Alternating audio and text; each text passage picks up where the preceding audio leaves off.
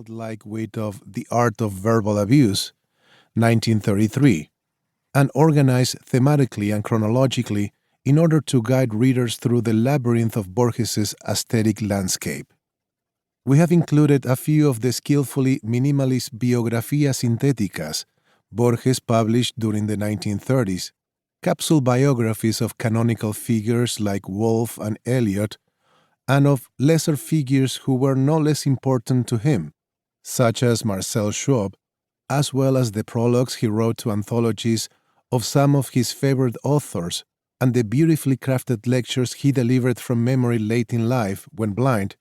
He would dictate his work in a more direct and less adorned style than the one he practiced when he could see with his own eyes.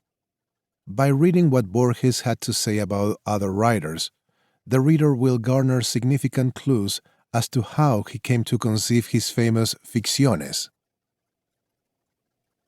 When I met Borges in the 1970s, the fragile white-haired old master was no longer the firebrand anarchist he was during the 1920s, when he set out to dethrone, in true avant-garde style, the reigning monarchs of Spanish and Spanish-American literature, writers like Rubén Darío and Leopoldo Lugones. By attacking them, he thought he could rid literary Spanish of its decadent artificiality and create a new language for his native Buenos Aires. The range of what Borges read defies belief.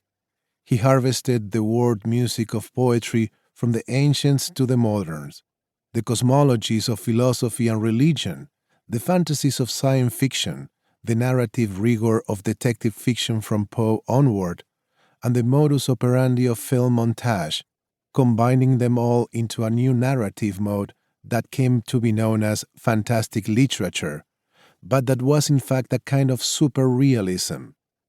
His ficciones took fiction beyond its previous boundaries, deploying ideas as if they were characters, probing that ultimate fiction maker, the human mind, with greater lucidity than any writer before or since. Although in person, especially in his later years, Borges was an old-fashioned, even quasi-Victorian man, he came to be an icon of postmodernity, and in much the same way that he cast aside the constraints of 19th century realism, he challenged the dominant modes of storytelling. In his 1940 preface to Adolfo Bioy Casares' novela The Invention of Morel, he even went so far as to call into question the preeminence of the novel. He was drawn to such compact forms as the fable, parable, and folk tale, and his embrace of more popular forms of storytelling, from Gothic to science fiction to detective stories, helped to confer legitimacy on works that had been dismissed as pulp. In fact, his fascination with detective fiction brought him to define the genre as a species of classicism, bound by strict rules no author would dare defy.